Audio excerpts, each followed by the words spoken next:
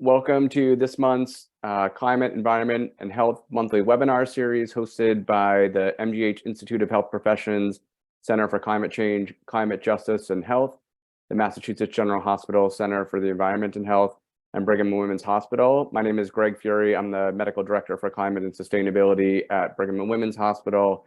And today it's my distinct honor to introduce today's speaker. So Dr. Ed Maibach, Distinguished University Professor and Director of the George Mason University Center for Climate Change and Communication, is a public health communication scientist who focuses on climate change and related challenges. He's a member of the National Academy of Medicine, a AAAS Fellow, and in 2020 was awarded the Stephen Schneider Award for Outstanding Climate Science Communication. In 2021, Thomson Reuters identified Ed as one of the world's 10 most influential scientists working on climate change. Previously, he served as Associate Director of the National Cancer Institute and Worldwide Director of Social Marketing at Porter Novelli. Currently, he's a board member of the Global Climate and Health Alliance.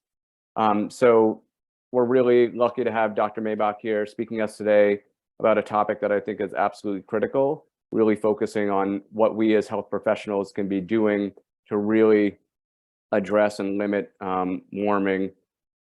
So with that, I'm going to turn it over to Dr. Maibach, who's going to be speaking to us about limiting global warming to 1.5 to 2 degrees Celsius, a necessary and unique role for health professionals. So Ed, thanks so much for joining us. It's really great to have you here.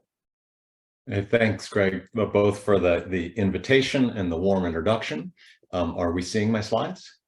We can see them, yeah. Perfect. All right. So let me just add one thing to your introduction, Greg, and that is I see myself as a public health professional first, foremost, and always. And my career has been focused on the use of communication to advance public health goals. And so when my comments today are me as a health professional speaking to you and all of your guests for the webinar, most of whom I'm going to assume are also health professionals. I've been thinking a lot for the past 15 years. I've worked on nothing but global climate change, not entirely from a health perspective, but much of my time over the past 5 or actually more like 8 years has been focused on the issue as a health professional. And I have come to see it, the goal of limiting global warming to 1.5 to 2 degrees C, that we as health professionals have both a necessary role to play and a unique role to play. So I want to spend my time with us here today, sort of unpacking that for you. To begin with disclosures, I have nothing, no relevant financial relationships to disclose. And I want to come to a story that actually a story that starts in Boston, in large measure at Harvard, with Eric Shivian, your wonderful colleague. In 1980, he and 6 other American and Soviet physicians established the International Physicians for the Prevention of Nuclear War. And their message to the world, and really to 2 people in the world, was incredibly clear, that a nuclear war would destroy civilization and might extinguish human life. That is a simple, clear, powerful message. And I draw inspiration from their message every single day. I also draw inspiration from the fact that their organization won the Nobel Peace Prize in 5 short years after they were formed, specifically for their central role in helping to open the arms control discussion between the US and the USSR. The 2 people they were trying to communicate to were Ronald Reagan and Mikhail Gorbachev more than anyone else. And they were incredibly successful in doing exactly that.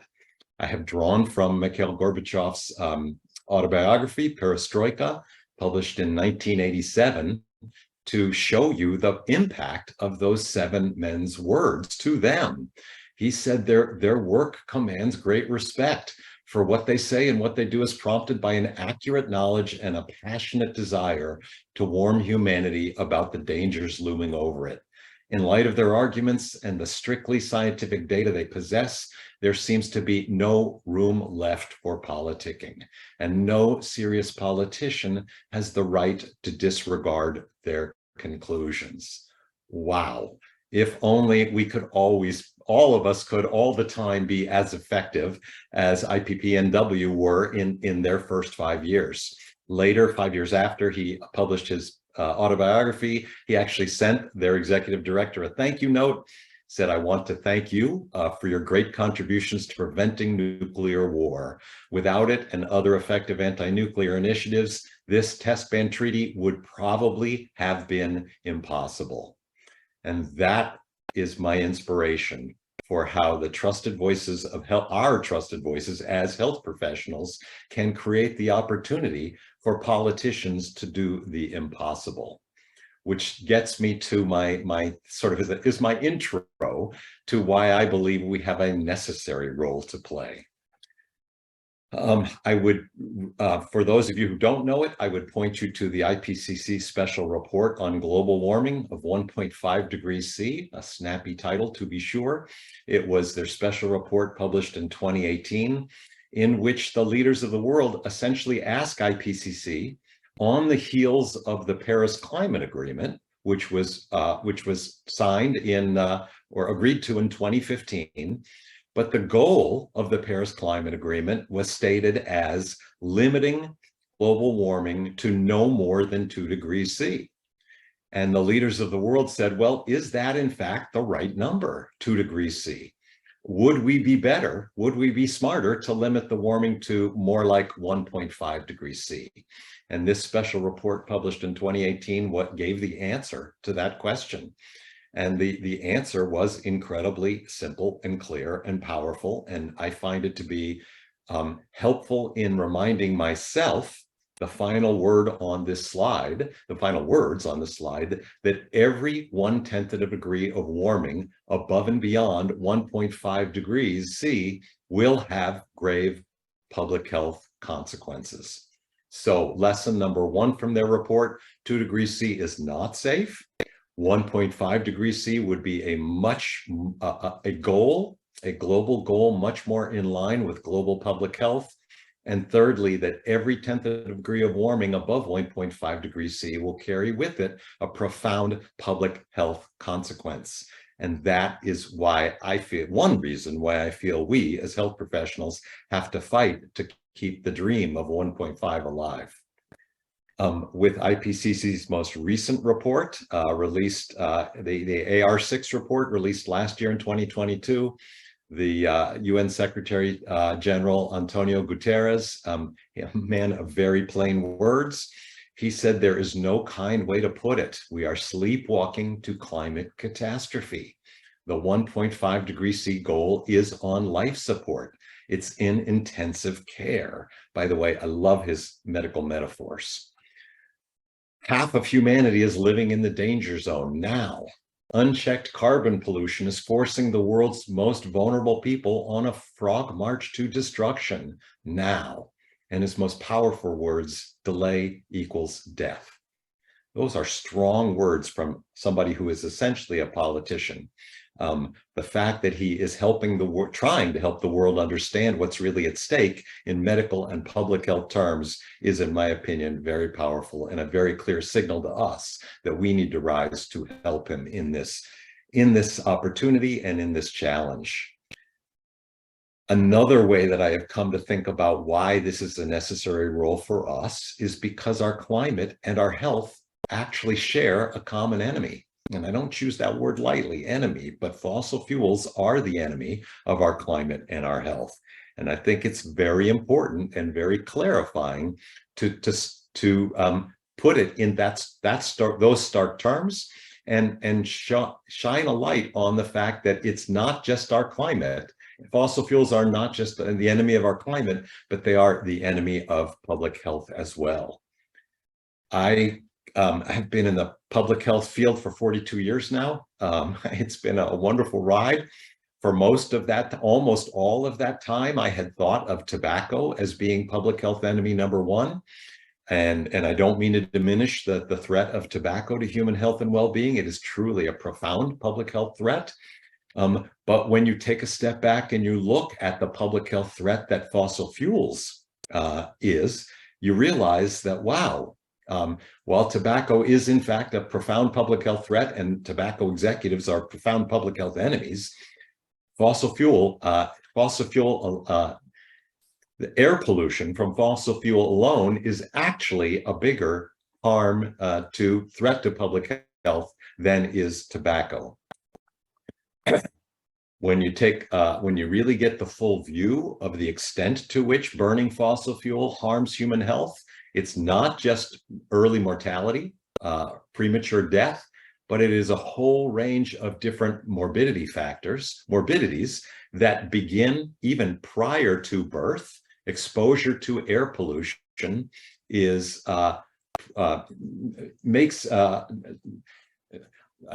predisposes children, there we go, I got the words, predisposes children to be born early, to be born low birth weight, to be stillborn, to have a variety of different neurodevelopmental problems later in life, ADHD, reduced IQ, autism, as well as to have a whole variety of different respiratory illnesses that are all too endemic among our children in the US and around the world. And then, of course, on top of that, there's a whole raft of adult morbidities that air pollution is creating, from the extremely well understood ones that have been well understood for many, many decades, like respiratory illness and cardiovascular illness, to impacts that are only now being really documented in fullness.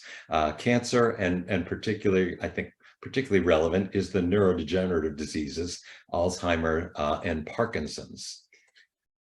And that is just one impact of climate change on human health. The warming climate exacerbates air pollution, more air pollution. We've just covered the extent of that as a public health harm. But there are 7 additional pathways by which climate change is harming human health. A new perspective, a perspective that I've been trying to get clear on in my own mind. My friend and colleague Courtney Howard and I and a couple of dozen other authors published a piece in Lancet Planetary Health about a month ago, where we make the case that that we believe the right way to think about climate change is not exclusively in terms of its direct impacts on health, represented at the top part of this slide, or in terms of its impacts on disrupting the healthcare delivery system, which is represented by the line on the slide just underneath the direct impacts. But we think it's important to also look at how, or account for how, destabilizing our climate is also destabilizing the social and structural determinants of health.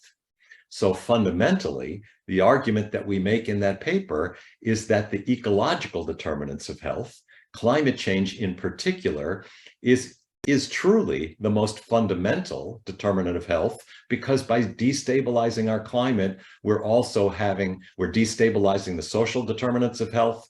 We're destabilizing our healthcare delivery system, especially at the times when we need it functioning at its peak. And ultimately, we are also having a whole raft of different direct impacts on human health and well-being. So that's my answer. That's a variety of different answers to why I believe this is our necessary role. Climate change and the continued use of fossil fuels are humanity's greatest public health threat. This is our lane. And anyone who tries to push back on us and say, stick to your own lane, my answer to them is, this is our lane. In fact, doing everything we can to stabilize our climate, to limit global warming to no more than 2 degrees C, ideally 1.5 degrees, is the most important contribution we can make to human health and well-being going forward.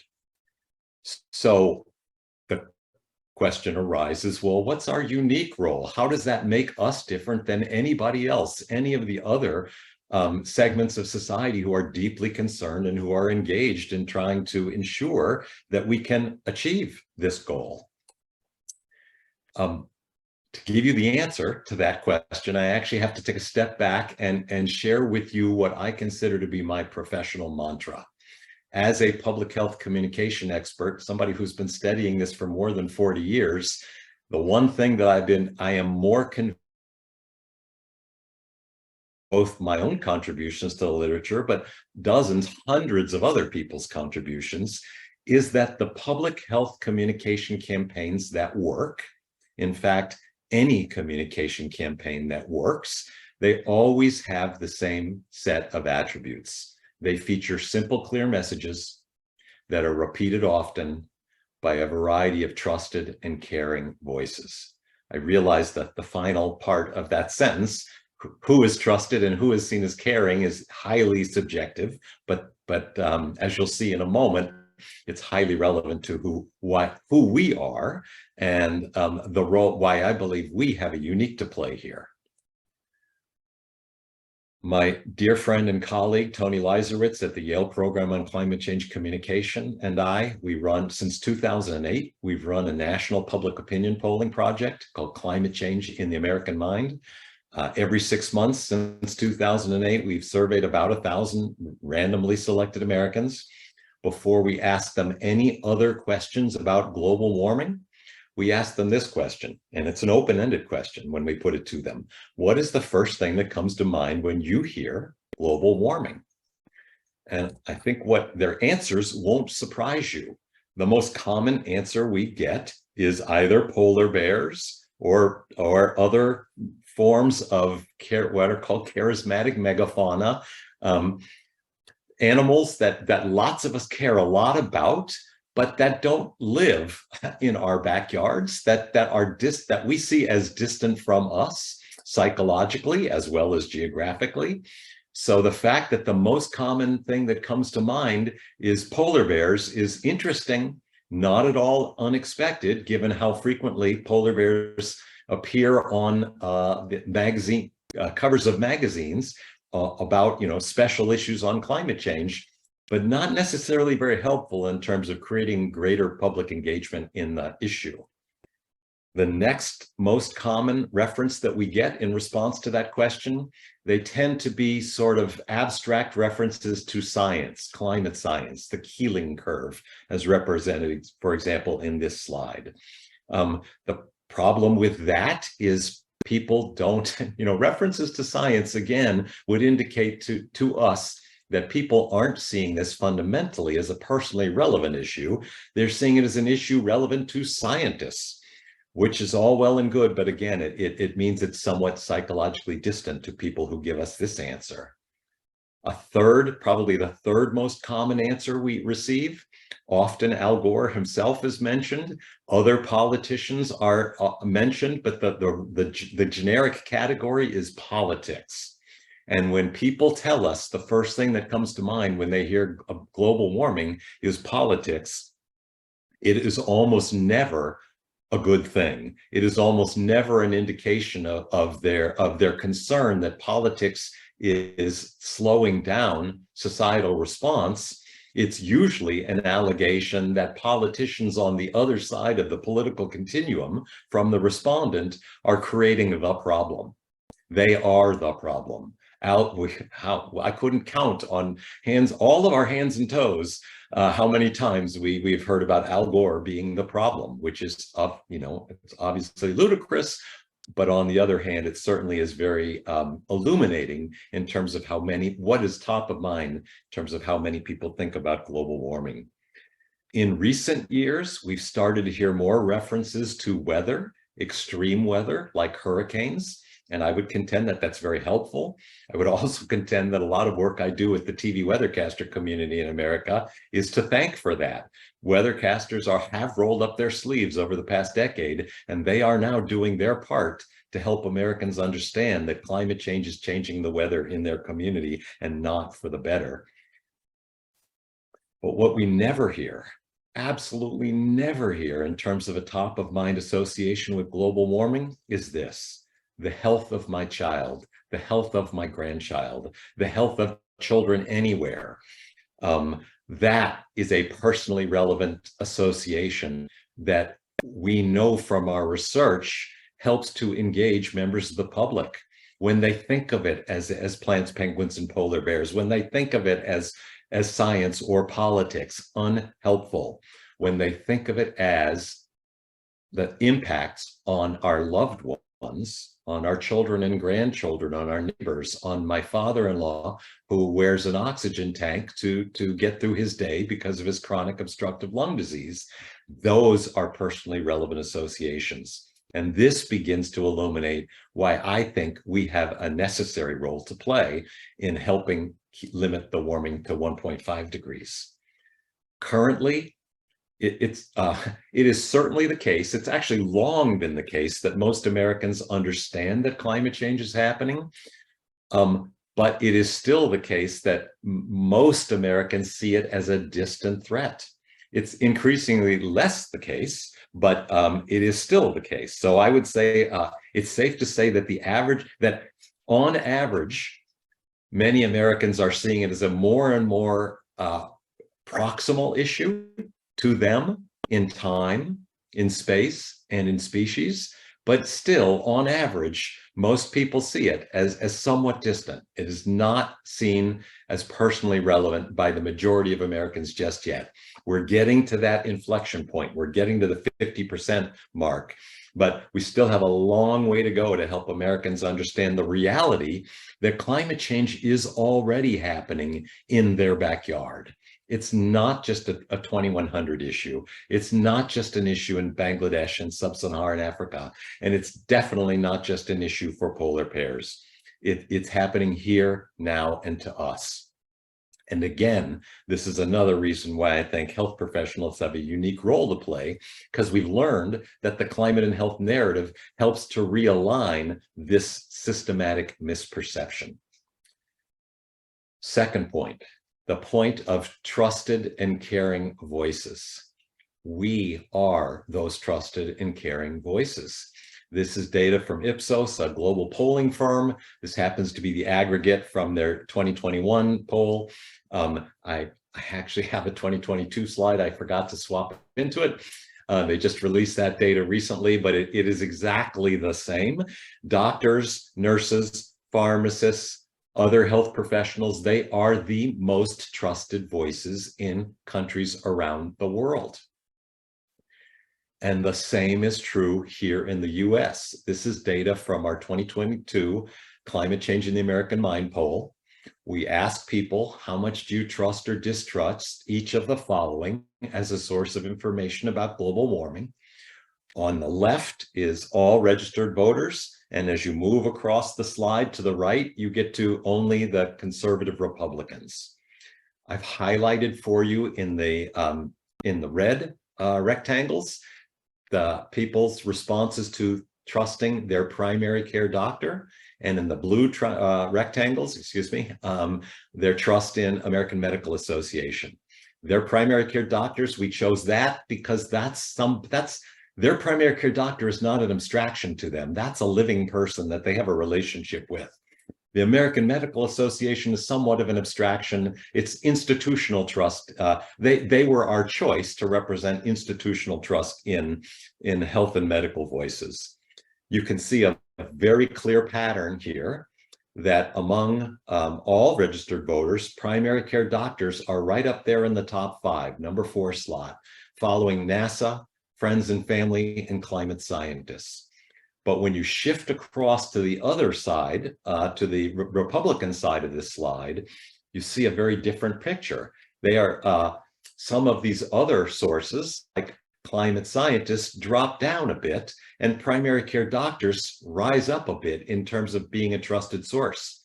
Keep in mind, these are rankings. So if these were absolute trust, the slide would shift quite a lot. The 2 columns on the right-hand side would drop. The 2 columns on the left-hand side, in the middle, the Democrat columns would rise up, simply because Democrats trust many more sources. But relative trust, people's doctors have this extraordinary opportunity to be seen as a trusted voice on climate change, especially for conservative Republicans, the very people who have been most misled about the truth about global warming. And that is a second reason why I think we have a unique role. Our conservative brothers and sisters are willing to listen to what we have to say, as are our liberal brothers and sisters, but they're willing to listen to a whole variety of different trusted and caring voices. We use our polling data. We've done this analysis over many years. For the first number of years, we had concluded that other than a person's political ideology, there were 5 key facts about global warming that were largely determinative of where a person fell on their views about climate change, how serious the problem is, or on one end of the spectrum, seeing it as very serious, on the other end of the spectrum, seeing it as not at all serious, possibly even not real.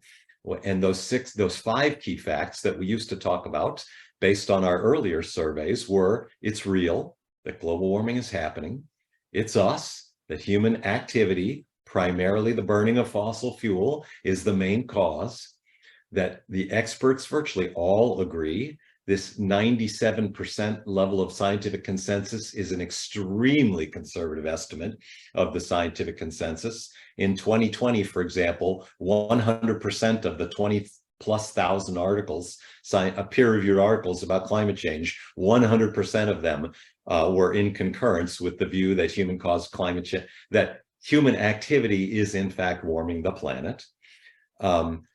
Next, that it's bad, that global warming is creating serious impacts. Those impacts affect people, and they are especially likely to affect our children and grandchildren, i.e. people going forward.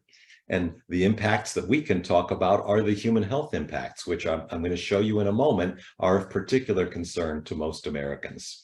And then finally, that there's hope, that there are actions that we can take that will make a big difference. So for the first 5 or so years of our polling, we represented these as the 5 key facts about global warming that can be expressed in 10 words that really make a difference in terms of helping people understand the seriousness of the issue. In recent years, we've added a 6th key fact, the fact that if you are concerned about climate change, you are not in the minority. Most people who are concerned feel they have a minority view, and it makes them feel somewhat isolated. If I'm so concerned about this, why isn't everybody else? And so we've learned that those people who understand, those people who are concerned about it, which is about 7 out of 10 Americans, who understand that they are in the majority, they are much more likely to be involved in taking action themselves. So these are 6 simple, clear messages that we know, once they are understood, they make a big difference in terms of identifying people who are more likely to be getting involved personally to take actions that will allow us to move towards the necessary policies that will limit warming to 1.5 to 2 degrees C. Our research over the past 5 years, we've systematically tried to develop a set of simple, clear messages for health professionals to explain the human health relevance of climate change. This was one of the first studies that we conducted. It was published in GeoHealth in 2018. My colleague John Kocher is the first author. And it was the research, the messaging research that we did that ultimately was published in the form of this medical alert report published by the Medical Society Consortium on Climate and Health.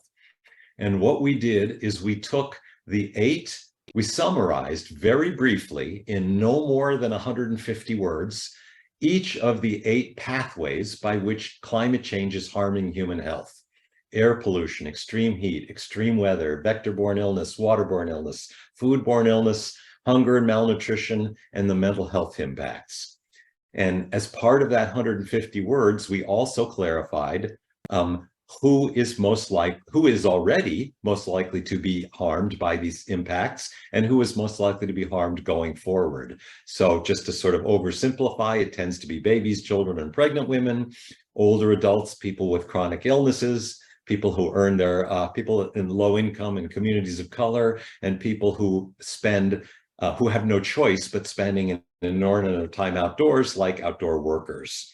And what we learned is, after exposing people to these 8 plain language, very short explanations of how climate change is harming human health, we saw that it increased both their cognitive as well as their affective engagement in the issue of climate change. And it was especially effective, reading these short essays were especially effective among moderates and moderate conservatives, further confirming that unique role that we have to play. We saw from the polling data that conservatives are more, that we have a unique opportunity with conservatives. And in this study, that unique opportunity was in clear evidence. In fact, we followed our respondents over 3 weeks' time, and these impacts, these increases in the personal relevance of climate change, the perceived personal relevance of climate change, were still in evidence 3 weeks later, after reading, about 1,200 words about climate change one time.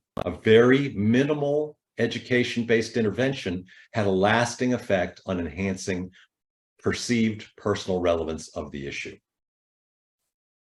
Okay, so the impacts are really only half of the climate and health narrative. The other half of the climate and health narrative is frankly, it's that more exciting half of our narrative. The fact that there are actions that we collectively can take, there are policies that we can implement that will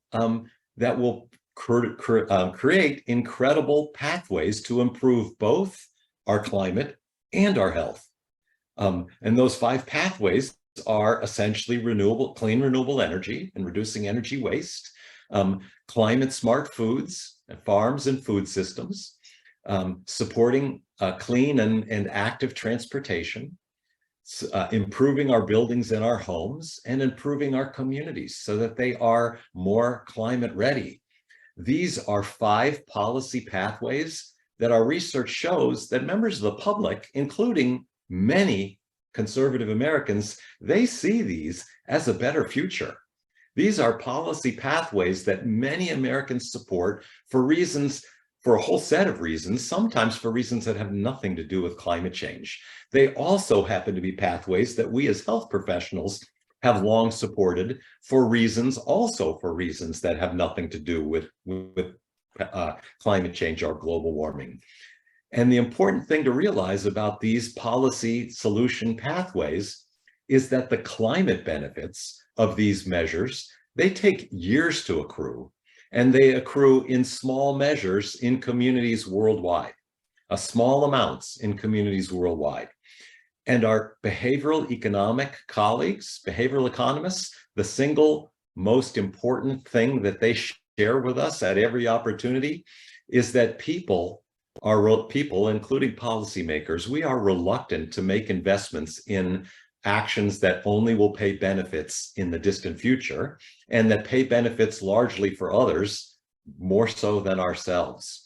So the beauty of framing climate solutions as health solutions is that these solutions pay health benefits almost immediately and primarily locally in the communities that take the action. These are actions that have to happen worldwide, but if my community goes first, we're the first community to benefit from these actions.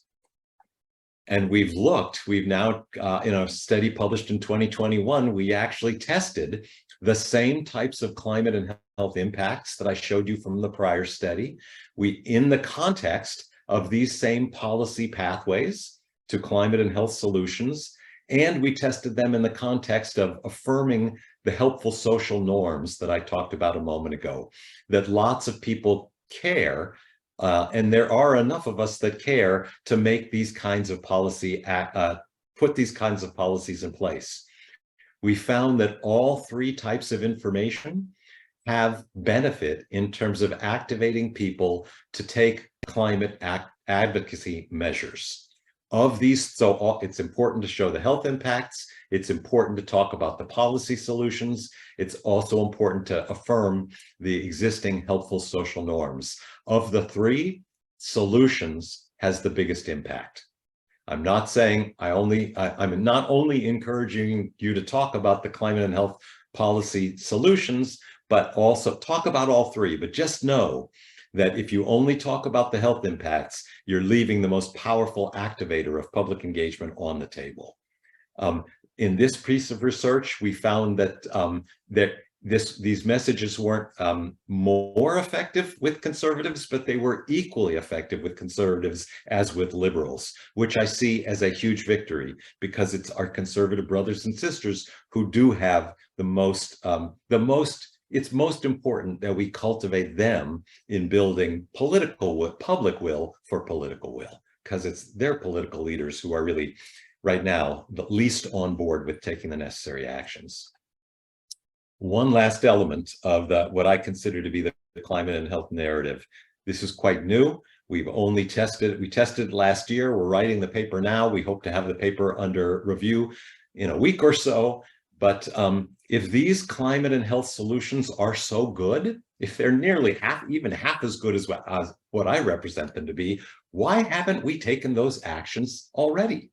And the answer is we have some very powerful opposition, some very influential opponents who are standing in our way from implementing these climate and health policy solutions. And who are those opponents? Well, fossil fuel CEOs and their lobbyists, some politicians, some politicians on the right, but no need to even clarify that. We just tested some politicians in our research, and we tested the combination of fossil fuel CEOs and their lobbyists and the politicians who are in their pockets. So essentially what we did is we wrote about an 800-word essay, might have been less than 800 words, about the length of a standard op-ed that you would read in the newspaper. And we said this essay was written by concerned health professionals, and it laid out the climate and health narrative that I mentioned a moment ago. This one, it talked about the health impacts, it talked about the policy solutions, it affirmed a helpful social norm, and in some of the experimental conditions, we also included an overt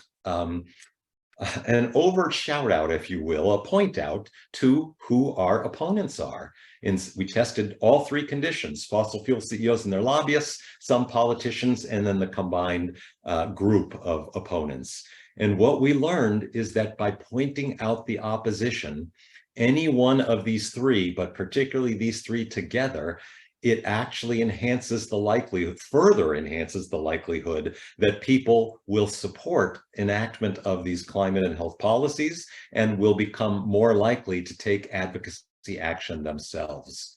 So, and particularly the very last point on this slide, this was particularly effective with Republicans and independents. In other words, the entire climate and health narrative, including calling out our opponents, has a very helpful effect in depolarizing this issue, bringing liberals and conservatives together in consensus that this is an issue, this is a threat to our health and well-being that we should be taking action on.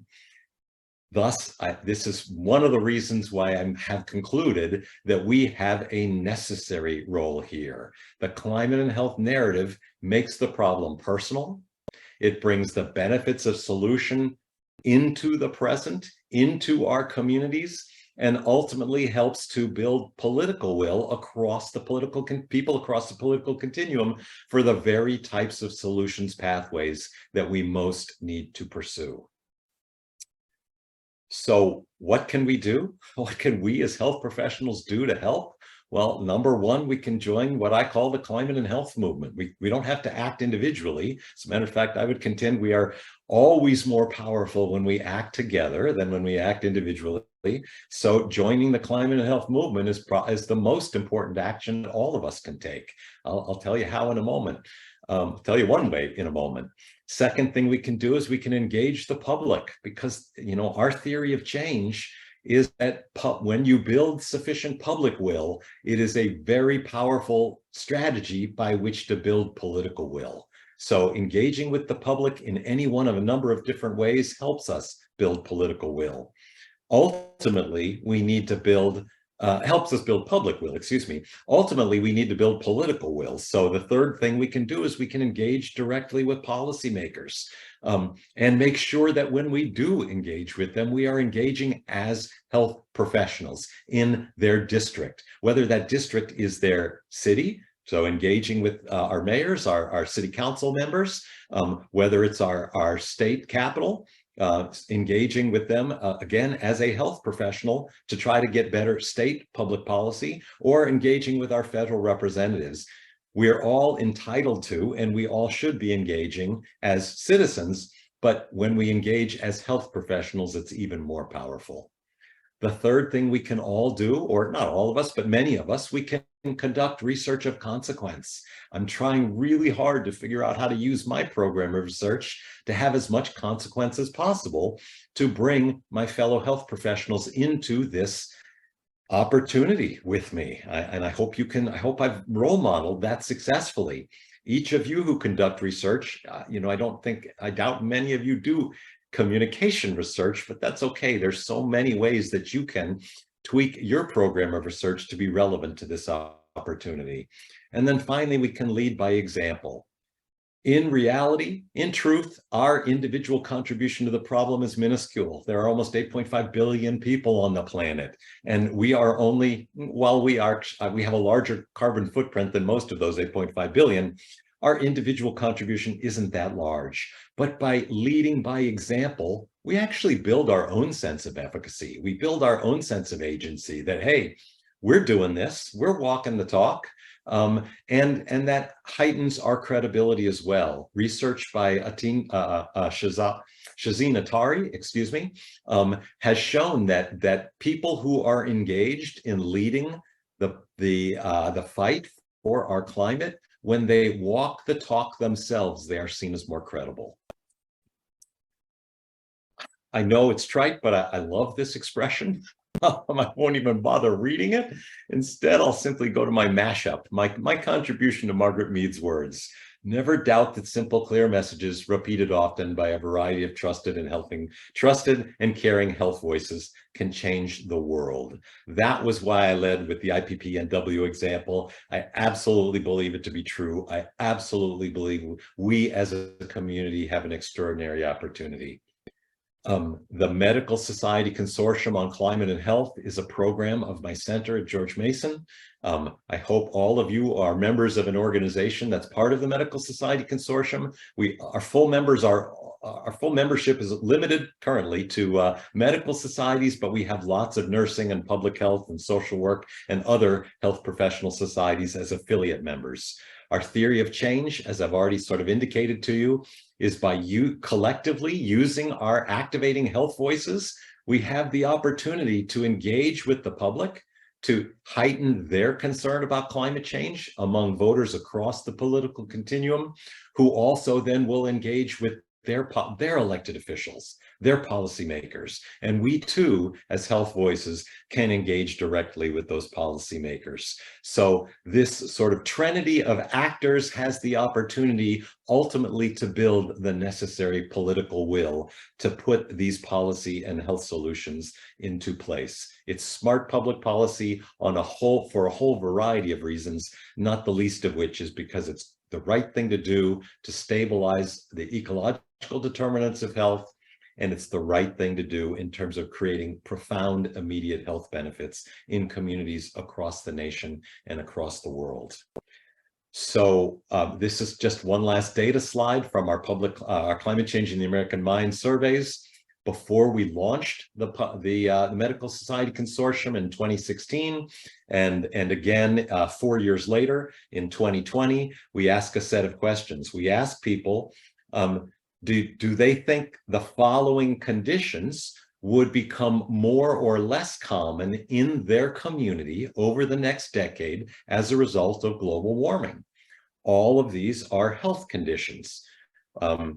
We didn't label them as such. We just said each of the following conditions. And so you can see that back in 2014, that's the data in gold, I'll just simplify and say about 1 out of 4, or at most 1 out of 3 Americans saw these things as likely to become more common in their community over the next decade as a result of global warming. By 2020, I can't actually credit the health community for having done this, but I do know that the voice of the health community started to was being activated in greater and greater levels between 2016 and 2020. And I can tell you that our survey data shows that people were hearing health voices more frequently. And you can see that give or take all of those indicators of personal health relevance of global warming had increased such that about 1 out of 2 people saw those each of these things is becoming more likely in their community in the immediate future. So we as a community are already making a difference. We are already helping, but we've got more work to do. So I'm going to leave you with this slide. I'm going to ask you, if you are not already part of the climate and health movement, I invite you, I encourage you to become part of the climate and health movement by pointing your camera at this slide. This is a QR code that will take you to the Medical Society Consortium on Climate and Health's individual sign-up page. If you sign up here, we will make sure that you get climate and health information on a routine basis, and we will alert you when there are opportunities for you to use your trusted voice to advocate for smart climate and health policies. So with that, Greg, I turn the microphone back to you. Great. I just want to start off by thanking you, Dr. Maibach. This was really fantastic. I always find hearing these discussions of how to powerfully communicate the impacts of climate change on health and to really influence the policy around the climate crisis to be tremendously influential. So I just want to thank you. I think we have some questions. I was hoping to maybe start with one myself, and it comes back to this idea that particularly your study looking at the differential effect of different sources of information amongst people along different spectrums of the political spectrum. And because I'm a primary care doctor, and so I was really struck by the fact that primary care doctors are probably one of the most trusted sources among very kind of conservative individuals. And so, but the paradox for me is that I am always a little bit concerned about bringing up a highly political issue in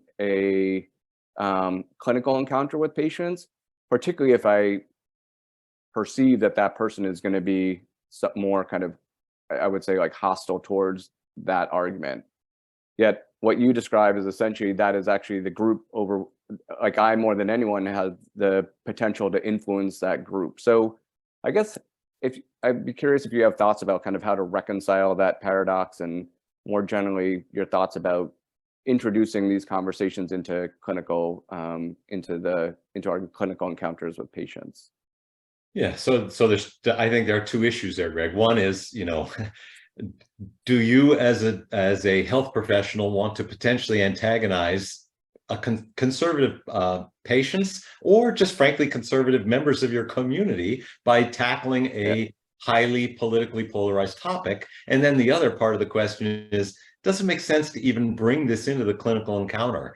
I used to be, so the answer to the first question, I think my data shows really clearly that your conservative family members, your conservative neighbors, your conservative community members, they really do want to hear what you have to say, and they respond very well to it. The issue of conservative patients, however, you would not believe how little data there is on that question. I used to be something of a skeptic about the value of bringing this information, this narrative into the clinical encounter, but a wonderful pediatrician in Madison, Wisconsin named Andrew Lewandowski, he basically thought, he heard my skepticism and he thought I was off base. And so he decided to put it to a test, and he created a 45-second addition to his well child visit, sort of counseling comments. And so he was adding 45 seconds to his day for every well child visit that he conducted. And it was about the relationship between climate and health. And he used it in 250 sequential patient visits. So some of these patients are babies and children, young children. And so that 45 seconds was obviously targeted to the parents, but some of his patients are adolescents. And so he targeted to just the adolescent, or if the parents were in the room, the adolescent and the parent.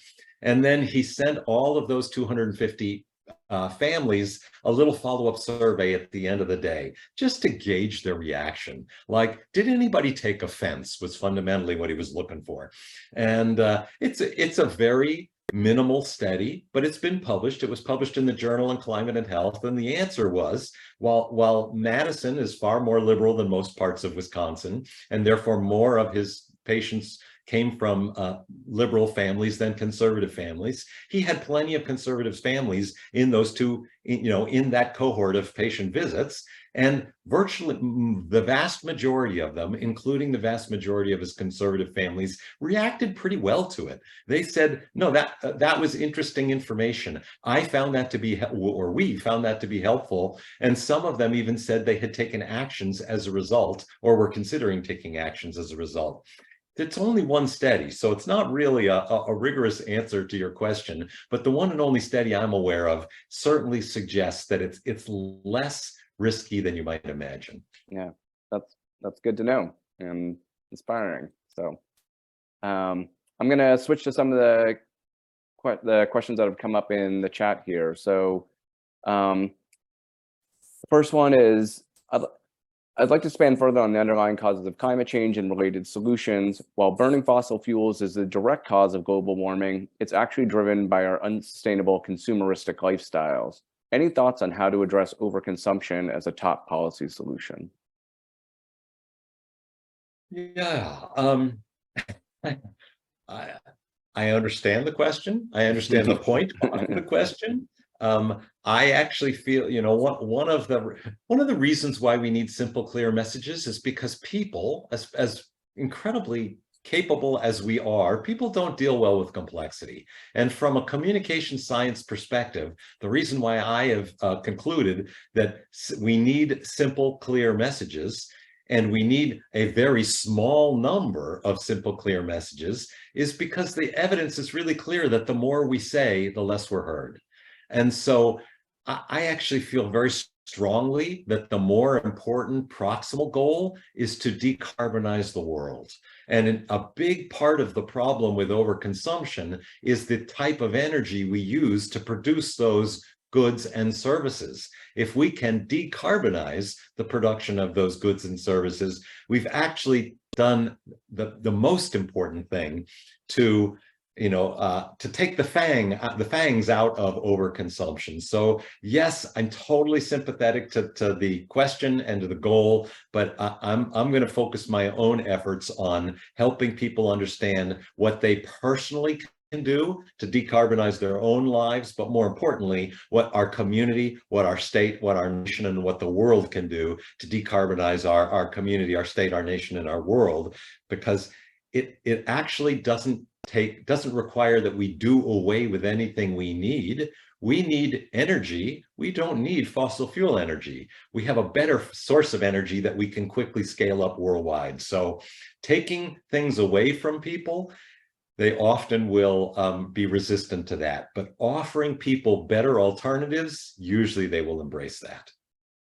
That's kind of a nice segue into the next question. So has your research identified any wrong ways of going about communicating about climate to patients or colleagues? Yeah, I'm so appreciative of that question. Conservatives are, most people, when they are listening to new information, even before words come out of our mouth, they're looking for signals about, are we part of their tribe or are we part of the other tribe? And in an America today that is so racked by the culture war, that really is, in my opinion, the biggest issue that is defining our nation today and all of our communities today, that culture war. We don't want to, the reality is, based on polls, that more health professionals are liberal than conservative. But it's incredibly unhelpful. It is incredibly helpful when we try to set our partisan identity aside from our professional identity.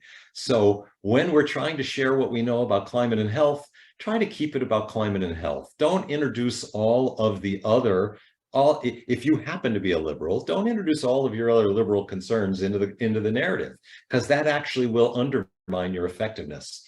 And try to expunge like liberal terms that are trigger words for your conservative family members and neighbors and patients. And it takes work, right? Because If we're conservative, we learn a lot of conservative, terms that are currently that are current with conservatives today. And if we're liberal, we learn a lot of terms that are current with liberals today. But those terms, for example, woke, those terms can be really not helpful. They can undermine people's interest in hearing what we have to say. So try to set aside your partisan identity to the extent possible. Try to keep it focused on the facts. Try to be non-political. Try to avoid patronizing people with terms that will trigger them. And it isn't easy. I know that. It's not easy because these words, they just flow out of our mouths. And I personally work at trying to not use those words, the words that I might otherwise use with my family or my neighbors. I am a known liberal. Anybody who knows me knows that. But by working at trying not to use those not to send those signals when I'm engaging to try to convey the climate and health narrative, it helps my credibility and my effectiveness. Great. We're getting close to time here. I have one kind of simple question because we have many members of the audience from an international community. And so one of our attendees asked if the Medical Society Consortium already is internationally available. And if it's not, are you aware of other similar analogous societies or groups that people from the international community might be able to join?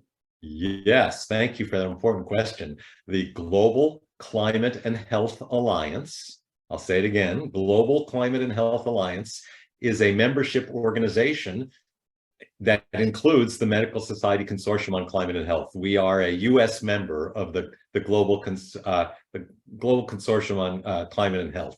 Go to their website and you can actually sign up with them in exactly the same way that I encouraged you to sign up with the Medical Society Consortium. You can get on their email list. They too will provide you with climate and health information, climate and health news, and they will alert you when there are important upcoming opportunities for you to advocate for smart climate and health policies in your country.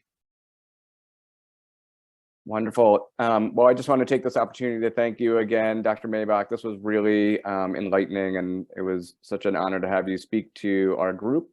So thank you. And then Clint, are you able to just bring up for next month, our guest is going to be Dr. Alexander Wilkinson from the UK, and he's going to be talking about the environmental impact of inhaled medications, a green challenge, and a golden opportunity. So once again, thank you all for attending, and thank you, Dr. Maibach, for speaking. We really appreciate you taking the time to come and talk to us. So thank you all. Hope to see you next month.